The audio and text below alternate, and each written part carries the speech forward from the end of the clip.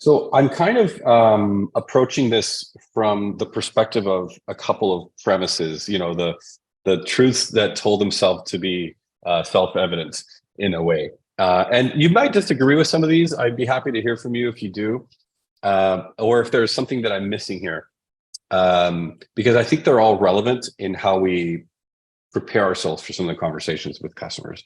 One is this idea that clients don't care until they care. I have found this to be so true. Just, you feel like you're talking to a brick wall so much of the time. And then it's not until the client's friend sends them or forwards them something that they suddenly ask you, hey, are we doing this? Because their friend asked. Or they get breached, which is, of course, the worst way to start caring.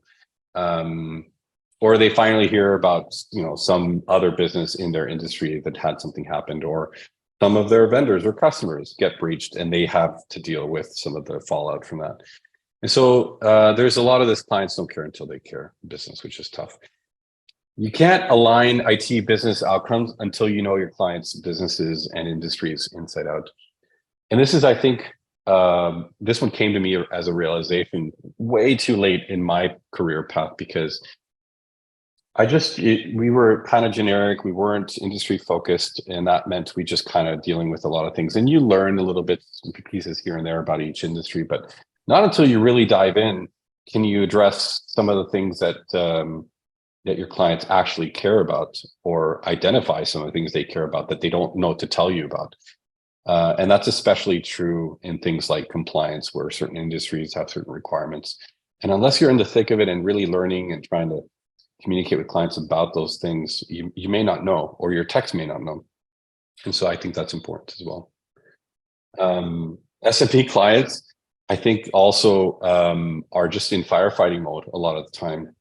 And so even though they may have the best intentions to deal with something from a cybersecurity perspective, it's like, oh yeah, having an incident response plan sounds like a great idea. Having a security committee to start our compliance journey sounds like a great plan. But the reality is that they get distracted by a lot of the fires that they're fighting day in and day out.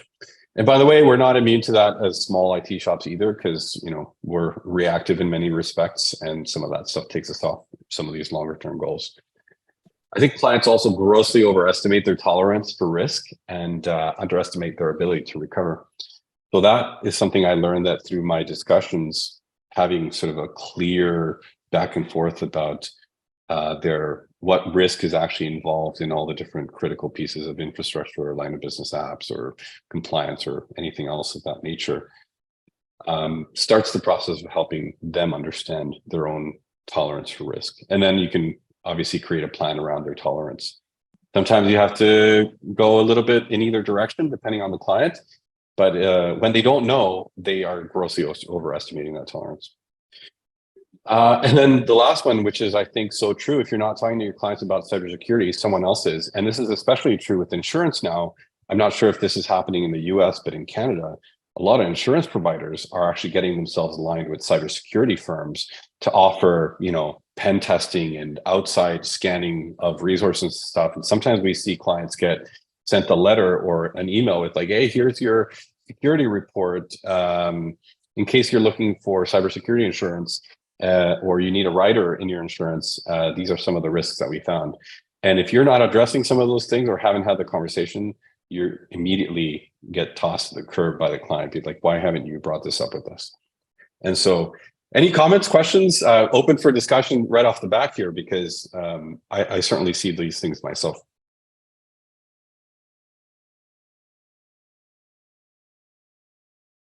I've got something that we've been trying to work on with our clients, and it's really around getting them to own their tech debt. Right? They don't know what tech debt they have until you communicate that with them, and so otherwise it's always your fault, right? It's like, if they don't know about it, if you can't get them to take ownership over the fact that it's their tech debt and not yours, it's always going to be your problem, right? So it's like setting that kind of baseline assessment of, here's where you're at, and here's all the red flags. This is your tech debt, not ours, and we can help you get rid of it. But if one of these red flags causes an issue, that's not on us, right? Yeah, good call out. And I think I actually have a little slide on that initial technical baseline. Um, and it's a bit of an older approach back when we weren't thinking about cybersecurity so much, but the premise is the same because you can go and add all the cybersecurity pieces to it as well, just as easily. But this is how a lot of MSP relationships begin with clients, doing that initial assessment, figuring out the remediation project you want to do. And then hopefully not letting too many of those things get deferred to some future time when the client is willing to do them. This is kind of, I think, the finagling that happens up front with MSAs and contracts and remediation projects, because it's so easy in the interest of sort of getting the contract and moving into profitability that we let some of those things slide, whether it's standardizing on the stack or reducing some of that tech debt. So certainly an issue there. There's Dan Fox. Finally, video popped up for me. Since I'm sharing, I don't see the big window with everybody else. Say hi, Dan. Hey, everybody. It's funny. I was just thinking about that. There's a meme on this where it has the most interesting man in the world, holding his Dos Equis beer, saying, "I don't always think about cybersecurity, but when I do, it's too late." It's kind of the same thing on the tech debt. It's like, I don't always think about it, but when I do, it's already failed. That's how it goes. That's how do we get them ahead of that, right? I think you need to go find that meme and drop it onto this slide here. Should Dan, I? Yeah. Go it's ahead. easy to find. It's like one of the top tens for cybersecurity. I love that. Anybody else? I'd love to hear other things you've come across that are sort of universal laws around cybersecurity conversations. If you think of any, drop them in the chat or raise your hand or jump in, and I think they'll provide for some good context for the conversation. I've got something that came up that is an interesting one, where you get the client who feels like, I don't need cybersecurity because I have cybersecurity insurance, right? Understanding like, hey, first of all, it's great that you have cybersecurity insurance, but we hope we never have to use it, right? You don't want to have it in your back pocket because you're expecting to use it one day. You're hoping you never have to use it, right? Yeah, that's using that example with your home. You're like, oh well, I don't maintain my house because I have insurance. Probably not going to or work your health well or for anything or your else health, for right? that matter, yeah, that's a good point. And also with cyber insurance, these insurance companies love to find ways to not cover pay. you, not pay. So when you're not doing something, guess what? They're going to find it and they're going to say, oh, you didn't have your MFA enabled actually, or you didn't have this control checked. Sorry. That's a great point, Dan. I think maybe clients are a little juvenile in their trust of the insurance model, because you're right, their sole purpose is to collect the funds but also not pay all the claims.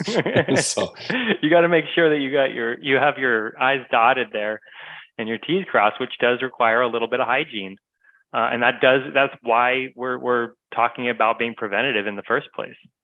Yeah. I didn't introduce myself, by the way. I'm Dan Fox. I'm one of the co-founders of Control Map, kind of focused on cybersecurity, have been for over a decade. So you'll hear most of my lens coming through the cybersecurity lens as I'm chatting. Yeah, thanks, Dan. Go ahead, Greg. Thanks for jumping on.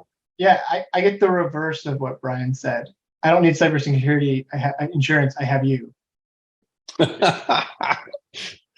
Perfect. Yes, and then you've not necessarily delineated the accountabilities between yourself and the client, and then you get into this issue of exactly what this theme is about, which is I thought you were taking care of that. So that's the perfect complement to the whole premise. The answer there is, okay, if you don't want cybersecurity insurance, let's buy you an incident response retainer, right? Because otherwise, or where's this bank account where you're going to store, a bunch of money should an event happen that we can use, right, to get you back up and running. Now, I'm going to ask maybe a controversial question here. So, yeah, I feel like I should almost stop the recording to ask this question because it's going to be controversial. But I have this theory that MSPs, this industry was created on the premise of being lazy. And what I mean by that is a lot of how we got started in this industry was literally resells of this, resell of that, and getting a couple points on everything we could get points on. And productivity or IT was based on productivity and managing installs of things that once we set them up, we could forget about them for the most part. And so I feel like this is finally coming back to bite us, because a lot of the cybersecurity and compliance work requires ongoing effort that I feel a lot of us just do not have the muscle memory to do. And so comments, questions, or do you think we're all sort of in the perfect place to tackle this cybersecurity challenge head on and succeed? Or do we have to retrain the muscle memory over the next few years? I mean, for us as an MSP, our biggest challenge right now is we have so many disparate systems that don't talk to each other.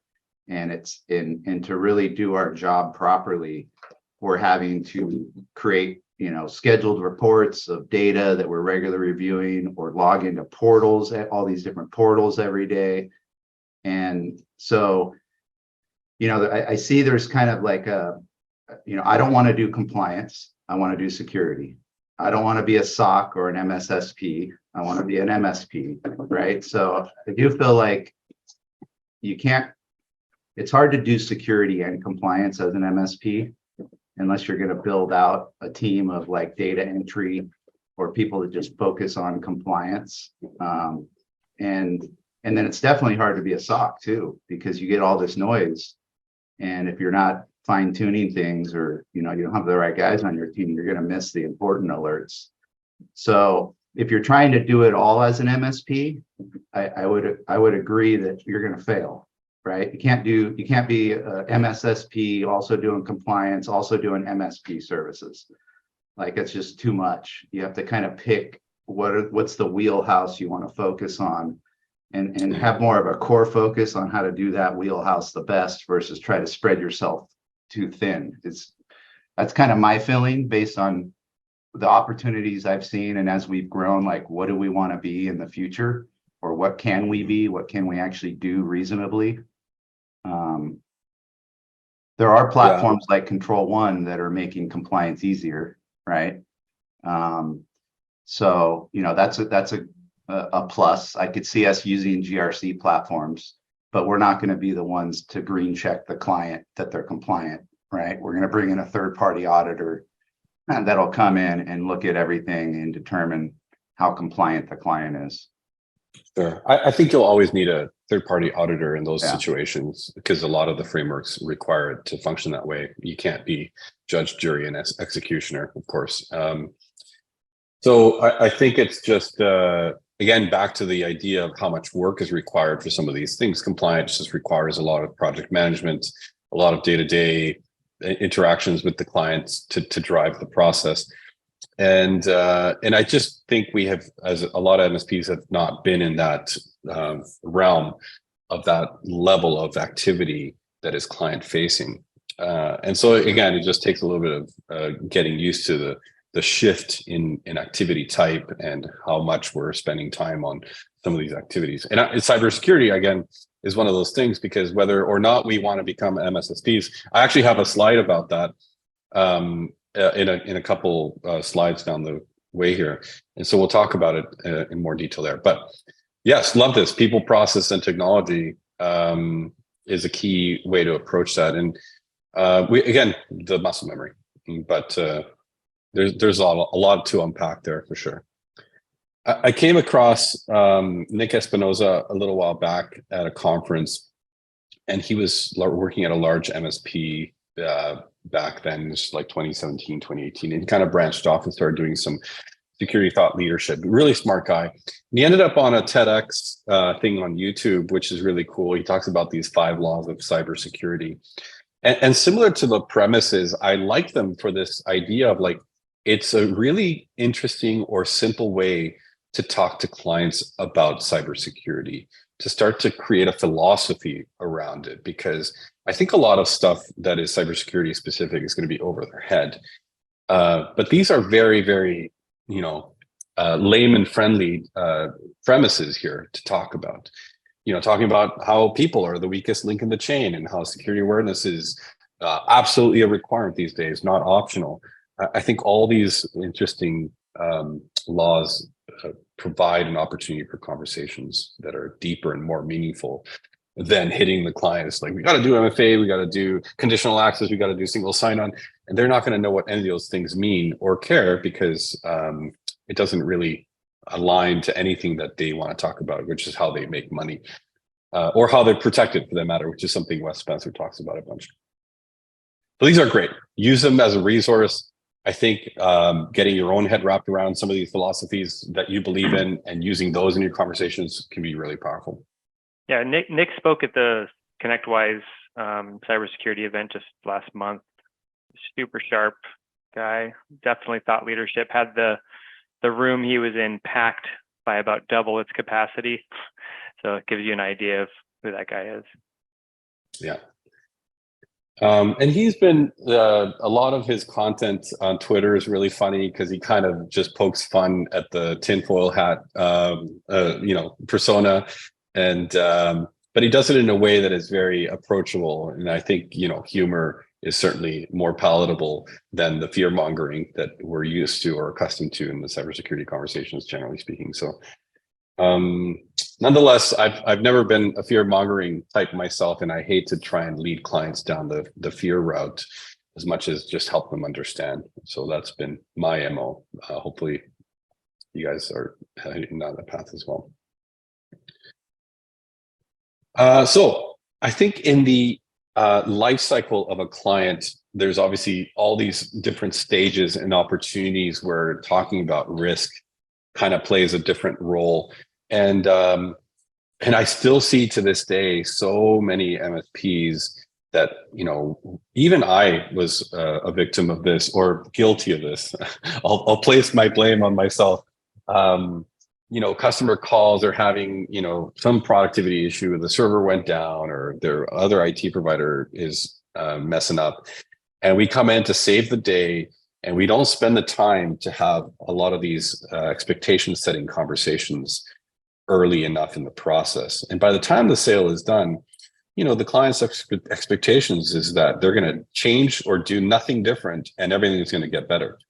And at that point, you're doomed, of course. And so I think it's so important to, as early in the process as possible, to be having these conversations because you just can't reverse out of some of these things later. I had put together an interesting list of questions that I think are open-ended questions that help the client understand or get some kind of realization that there's a ton of shit that's not happening or not being done and that they should be probably thinking about. And so I'll maybe drop these in the chat so you can copy paste, but it's too long. We'll share the presentation and so you'll be able to grab it off of that. But if you come across or have other questions that you have found that really gets the prospect or client to ponder what you're asking them, and I'd love to hear them. I find just the quality of the question can make a big difference in whether they are starting to understand the need to address some of this cybersecurity and risk stuff early on. Now, Dan, I'm sure that some of the controls and some of the compliance frameworks ask some of these questions in many ways.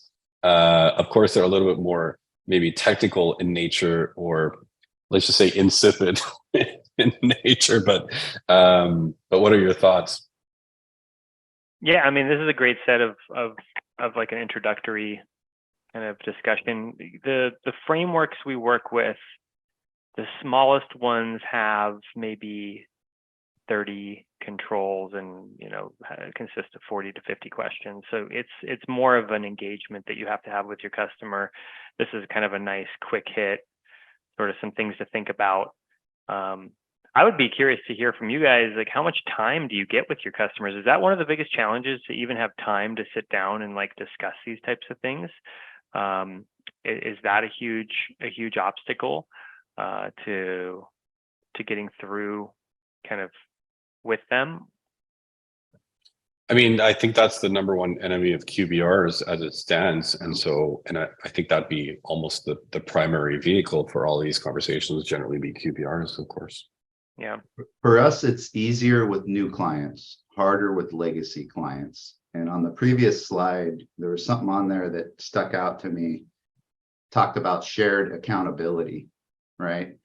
And I think historically, a lot of our legacy clients, especially I go back to our break fix years where we were just a break fix company, that it's this idea of that's your job, you handle all that, right? I don't have to be accountable for anything to do with IT because that's your job. And so I'm thinking, with these older clients, it really is a discussion of, hey, there's shared accountability here. Let's talk about what that looks like. Right? What are things that we need you to be accountable for in your IT environment that isn't all us, right?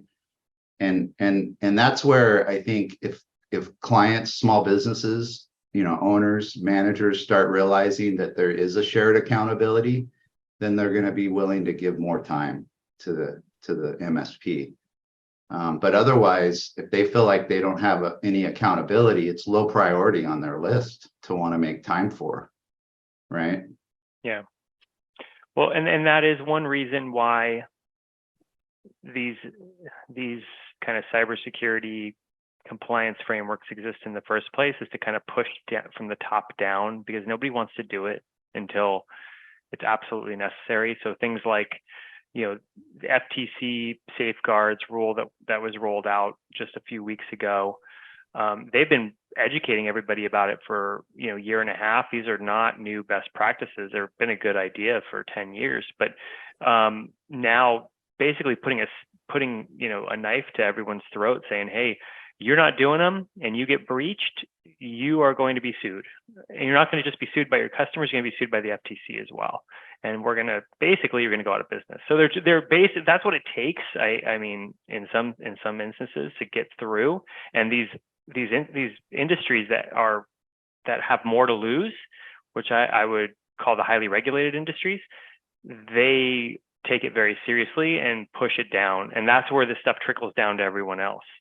But having that discussion with your customer that doesn't have any of those needs, they still are in the same risk bucket. They don't have the compliance knife to their throat necessarily. I think another challenge there, Dan, and I think you kind of illustrate that inherently, is that the supply chain is more and more important in this conversation too, because I think, there's so many places for breaches to occur beyond the lines of management of the MSP, that this is already a big challenge. And so when an MSP let's see who this is. You got him. Thanks, Mark. When a vendor obviously has a breach, in the client's eyes, it's the MSP's fault. In the insurance provider's eyes, they're going to want to figure out who else is to blame other than the client that they can avoid having to pay a claim out to. And so they'll go and try and find and place blame somewhere else in the supply chain. But I think the supply chain is important. And I think whatever you're doing to inculcate security and compliance from your own vendors and your own supply chain is super important to bring up in the conversation, or to be doing it a little bit more intently, I guess, is the comment. But back to those questions, if you have any that you've asked and have used successfully, feel free to drop them in the chat. We'll add them to the little library or list here. I'll share this technical baseline idea. A lot of this is the stuff you can do now with an assessment in LCI, of course. And so you don't need to do this manually. This group here are generally all LCI users, so you can already go and add all these things into an assessment and create your baseline around all these requirements. This one doesn't have a ton of security stuff because, again, it's an older onboarding checklist that I had built years ago. But I'll grab the link for that in a sec and I'll share it out so you can download it. Sometimes it just gives you some ideas of things that you should be checking that you might not be. Thoughts on a security baseline, Dan, and around this conversation of should I become an MSSP, I don't think that's always the right answer. I just think we have to think about security foundationally. And there are probably some baselines to do that a little bit more intently that are not necessarily, oh, I'm doing SIM and SOC and all these things that are typically reserved for MSSP. Yeah, I mean, what we're seeing happening with the MSPs that are using Control Map right now is that they're doing it in kind of one of two main ways and one of two main approaches. One is they're maybe they have a couple customers that are in highly regulated or just requiring some sort of compliance objective. They're helping them get through that. That's one method. The other, or the one reason to use it. The other one is just a generalist, like best practice, trying to raise the game and differentiate for themselves, and that moves them up market naturally, but also like makes them a thought leader and makes them differentiate from their competitors. So it just depends on where you are in your journey as a business and as an MSP. If you need something like this to sort of raise the bar for security, it's always a good idea, right? It's just a matter of where you are in your own maturity. Yeah. All right. I got a link for this thing, and the baseline checklist is here. If anybody wants to grab that. I love that, Dan. Thank you. The conversation around security QBR is obviously starting to take a front and center position. And a lot of the things we're talking about is obviously reducing risk, mitigating risk, finding places to make the environments more streamlined. And one of the things I noticed is that noisy clients or noisy environments typically have some kind of alignment to increased risk, of course, and it doesn't preclude security risks, of course, because when there's old equipment or there's out-of-date OSs or software or anything of that nature, of course, you're increasing security concerns as well. And if you're curious about this accountability model, I'll reshare again that I had put together this very streamlined presentation about talking to clients about creating shared accountability. And I think that's something you need to figure out how to incorporate into the conversations so the client takes an active role in their own security. They just need to participate in their own saving, right? I think this is just one of the things that, like Dan was saying, just gets pushed off to the MSP. Or Greg was saying, yes, yeah, we don't have to buy insurance because you're taking care of it for us. And so they're just kind of washing their hands of all the accountability, and that's just not really permissible anymore. So that question, should my MSP become an MSSP, I think is really more about whether or not you're thinking about security foundationally. And as recently as 5 years ago, or even still, like today, MSPs still have good, better, best plans, and the good plans don't have any of the necessary security by many people's standards even included. And so we're still, to some extent, making security optional as opposed to foundational to this relationship. And I think this is one of the key areas that needs to change without needing to think about becoming an MSSP. Right. And there's a ton of this stuff foundationally that is just so key to be doing, whether it's MFA or single sign-on or conditional access. Some of these things are just built in now to the platforms we're deploying. I mean, it took me 3 years to get most of my clients moved from, 365 Business Standard to 365 Business Premium in order to get things like conditional access and some of the more nifty features around security that we could start just doing as a standard price of entry. But we just, again, the legacy clients, I understand the challenge. Brian was talking about that. Some of them just will never change those expectations. And so sometimes we just got to free up those clients' futures and move on to the clients that do understand that and hopefully make that transition. Yeah, Dan's I don't know if this might be in your this might be in your presentation later, because I don't know what else is in here. But just also thinking through that the QBR is just a great opportunity to sort of introduce even just crawl, walk, run, like just like, hey, here's a report of MFA and here's what's turned off, and here's what it means to have this turned off, is a great way. Just a couple little security bits go a long way, introducing that and say, something I've been starting to do is these assessments go a little deeper into like MFA is one of, 20 things we should be talking about. Should we make time for this? We're seeing people do the assessment in a couple ways.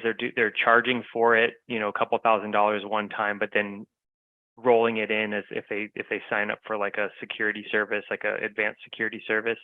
Other MSPs are just rolling it into their package and then using it to increase the price on the next time around.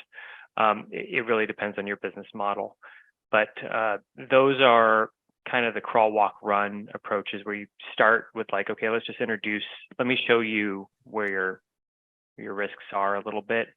Just, QBR1, QBR2, hey, let's get a little deeper. Let's see if we can get better and better and better.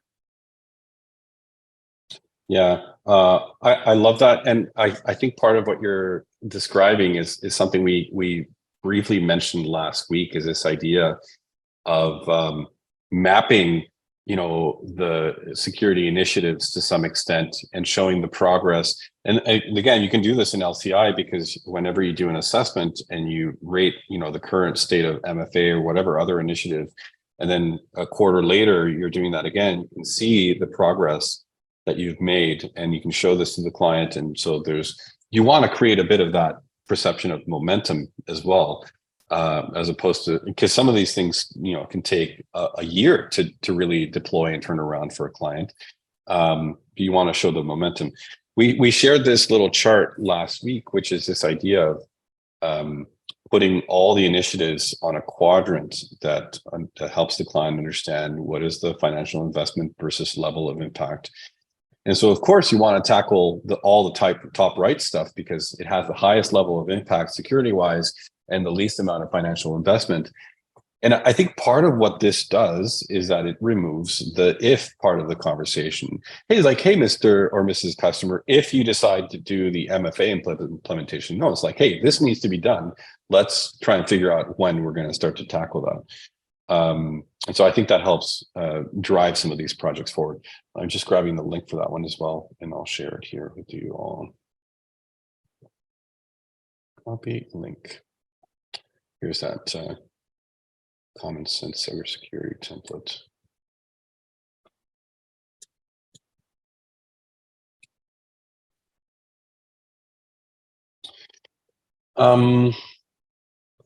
Is anybody else doing something interesting, different in terms of presenting the necessary initiatives to clients and kind of removing the optionality from them? I'm always curious, if somebody's having success, even with something that they say or articulate specifically to get the client to kind of understand the importance or gravity of the situation.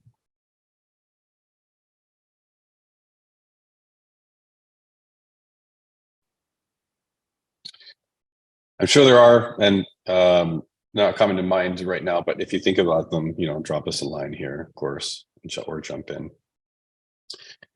Projects. One of the key outcomes of QBRs are projects. And one of the things we fail to do, I think, overarchingly with projects is in the SOW, is to state what risk does this new technology or new application or new whatever introduce into the environment, and what other controls might you need to put in place as a result of doing this project. And I think this is a great opportunity to start thinking, from the ground up about how you talk about risk at every stage of your funnel. And a lot of QBRs are in themselves trying to address risk, but then the project you do to address the risk might introduce other risk, and you may not be identifying that early enough in the process. And this goes, whether you're buying some software and now you have a third-party vendor to deal with in terms of risk and compliance, or you're implementing new hardware. And of course, there's downtime and backups and other things to consider in the risk profile of that project. I think we should be incorporating that into SOWs more diligently, because I think it sets the stage for making sure you have risk covered, at every stage of that sale. Comments, questions? Are you folks, had you been identifying risk in your SOWs for new projects, new equipment, new stuff?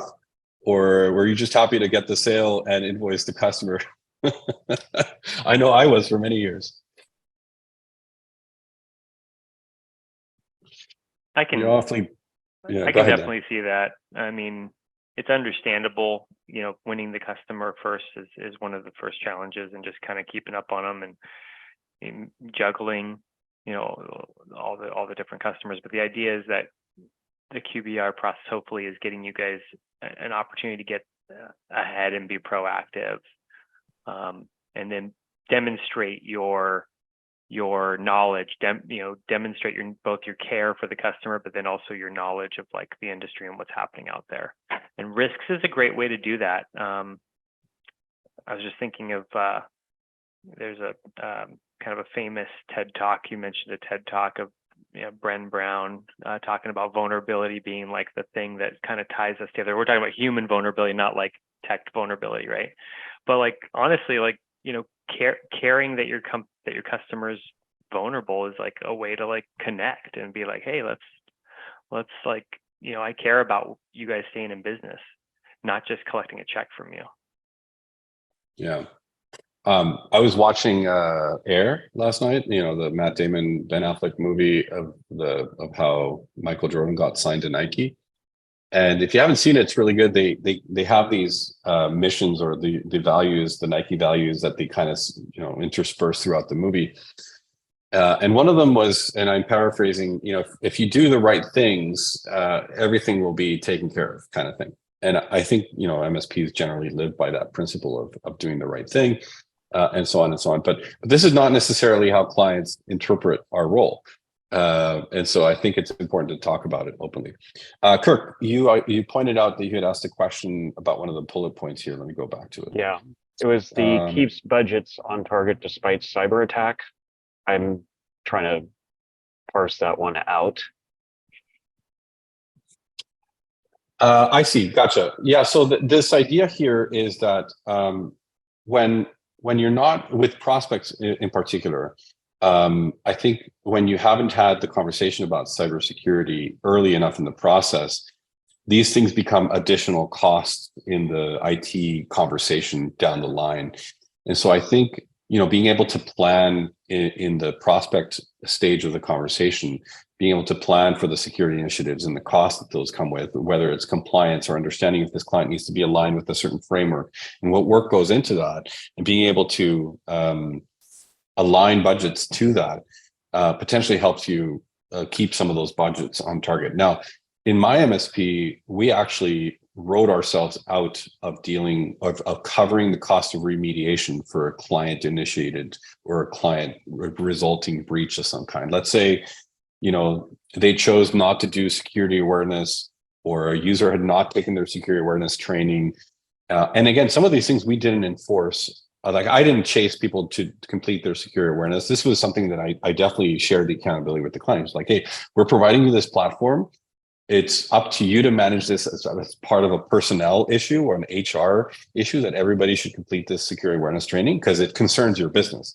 This is not for my benefit, because I am excluding the work I will need to do to remediate a breach if somebody didn't take their security awareness training, and then result of that is that they get phished or something like that, and then there's a bunch of work. That work is going to be a separate fee and project.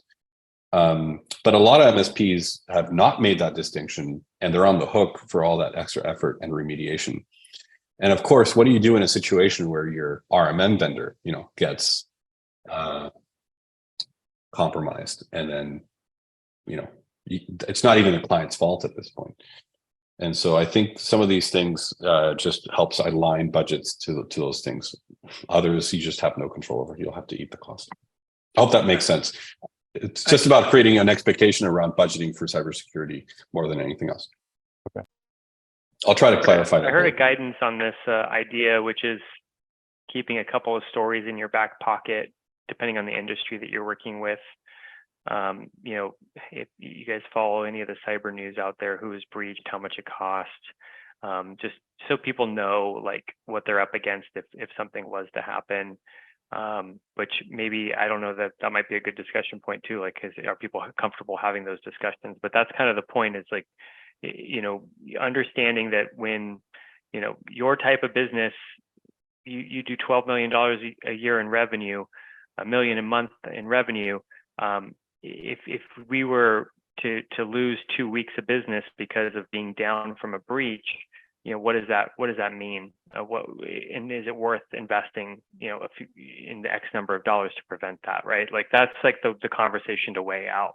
And having, a story that says, yeah, your type of, let's say you're a distributor. This distributor was held ransom, and they decided not to actually pay the ransom. They just decided to go ahead and rebuild everything, and it cost them $1 million. Like these are the things you have to weigh out. The other thing is, some of the stuff that's out there, like the Verizon data breach investigations report, or even, Microsoft publishes some of their own small business breach data, some of it related to the Verizon one. But I've heard Microsoft folks talk about the increase in small business breaches to the extent of saying, 45% of businesses yearly are being hacked or breached or phished, which means that if you didn't get breached this year, you will get breached next year. And of course, there's some level of fear mongering that goes along with this. But I think the data is important because, sometimes the client needs to understand, like, where is this? What is your basis for this information, and how can I trust this information? And so, there's plenty of it out there. And so I think an interesting activity to do for MSPs is to take something like the Verizon data breach investigations report and distill some of it and go talk to your clients about it. Hold a webinar, do it in your next QBR. Here are our summary and findings. Your CPAs do this whenever the federal budgets are changing. Most vendors are doing this when they come out with the state of the industry reports and stuff like that. So this is a great opportunity for you to do and distill some of this for your clients as well. I think that's a great option. So yeah, on the projects, just to summarize that, I think every project delivered, there's an opportunity to obviously address and identify security gaps that were resolving with the project in the first place, but B, additional security risks or concerns or gaps that you might be creating as a result of introducing that new technology.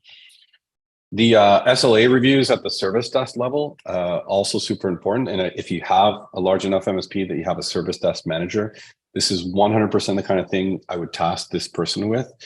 Be like, hey, anytime there's a missed SLA, let's do a risk review on this. Understand what are some of the opportunities for improvement. Is it noisy because infrastructure is at risk, software is at risk, and let's create some risk profiles from that. Make sure the VCIO knows to bring that into the QBR conversation. And I think this is the back and forth that is so useful between service desk and account management or VCIO. It sometimes doesn't happen quickly enough, and that the last minute VCIOs are preparing reports and things like that. But some of these nuances may not be obvious from tickets. So it's important to be documenting, I guess, discovered risk and opportunities for improvement. And by the way, things like SOC 2, ScalePad went through SOC 2, Control Map went through SOC 2. A lot of it's okay to have some risk, and you identify it and you log it and you make everybody aware of it. Other things are, okay, well, this is maybe not 100% compliant. There's an opportunity for improvement. And again, you identify it, you log it, and then you work towards improving, that opportunity. But if you're not identifying or documenting it, then you miss out on the opportunity, of course, and you introduce more risk. I love this. Yeah, prevent assumptions, because it is always your fault. And if the client is in a situation where something happened and you had not had the conversation about either the shared accountability or the risk, or they were not aware that any of that was being taken care of or not taken care of or excluded from your MSA or what have you, then of course comes that fabulous question. I thought you were taking care of that. So that's kind of the topic for today. I think there's a lot of little nuggets in here. Hopefully there's something that you can go and extract that is valuable. At this point, I'd love to have some open conversation, discuss anything that you may have been more curious about more deeply, et cetera, et cetera. while you guys are all thinking and scrambling there, I'll share one other bit that I've wanted to mention, I failed to mention earlier, was this other model, these two models that MSPs are going about right now, kind of managing cybersecurity when they're making it an offering, if you guys have ever considered it, which is, one being kind of a vCISO type of service for your customer, and selling it like an add-on package. It tends to be like half a body, like a few $1,000s a month, depending on the size of the client. Can be 5,000 a month if it's like a CMMC client, which CMMC is already in effect, and it is, just for the basic assessment levels, like 17 controls. It's not enormous. It sounds scary, but it's not enormous. And so it is something that you can lean into if you're interested. The other side is like just being a project manager, not being the vCISO, like just saying, hey, I'm just going to like help enable you guys to be secure. And then that ends up being just a kind of a lower cost version of a vCISO. So you're not like owning the security operations. You're more just like, I'm still your tech guy, and I am also just want to offer this kind of enhanced security as a project manager, and then working them through that way. And it really depends on their capabilities and maturity as a customer. You almost have to take it on a customer by customer approach. So also any questions around that, happy to answer questions too. So Dan, you and I were chatting this week about, marketing collateral and things like that MSPs might use to better talk to prospects or clients about compliance or cybersecurity in general. And I remember one of the things I mentioned is I wonder if MSPs are waiting to land a client in one of those services that they're quote unquote spinning up before they actually spin up the service. Mm-hmm. And if you're seeing some of that sort of, waiting to make the sale before I spend any time trying to build out a service or a capability. And whether any of you on the call agree that that's, our typical MO, I certainly approach many things that way. I didn't want to invest and create this whole, rigmarole of a process until I had a sale secured for it, where I knew I could sell it. And so this is potentially also pulling us back, of course. But what have you been seeing out there? So like FTC Safeguards has been a hot one because it just rolled out, and it touches anybody that's a financial services vendor or anybody that's collecting any data or hosting any data for any financial services company. So it expanded what FTC is covering. And so we've had MSPs like yourself go out to a company, maybe it's an accounting firm, and say, does this impact you? Like, I heard about this FTC Safeguards thing. Does this impact you? And then the customer is like, I actually have a letter from the FTC telling me like I need to do something, and I wanted to talk to you about it. So I'm glad you asked. Like that's the type of thing we're seeing like in real time every day right now in our customer base or in the MSP prospect base, that people are kind of starting to connect these dots. That's how it's happening when you're not necessarily like driving it as a business. If you're just kind of tiptoeing in, understanding what your customers are being like required of in their industry is a great place to start. That's awesome. Yeah, and I think we'll continue to see more and more of that. Certainly, the MSP industry as a whole seems to be kind of leaning into CIS a bunch. I see that a lot. I think the implementation groups are fairly easy to understand, fairly straightforward to tackle, sort of in a crawl, walk, run type of style. And I see some of the big vendors in our space like Pax8 trying to do alignment to CIS as well. Yeah. CMMC is a big one, I guess, with government and feds and so on. So that's another one I see quite often. Anyone want to share what verticals they're working in that you think could or could not be impacted by any of this? I don't know if that's comfortable for you, but like, for instance, auto dealerships, I wouldn't have thought of that one, but because they touch on loans, now they don't host the data for the loans, right? They're just going and doing the loan through a credit union. But because they're a collector of data, every auto dealer is required to do FTC safeguards. And so we've had a whole bunch of them, like direct dealerships and then MSPs doing the dealerships. And that's like a huge category. But like, anything you guys want to share, you're like wondering about, that's like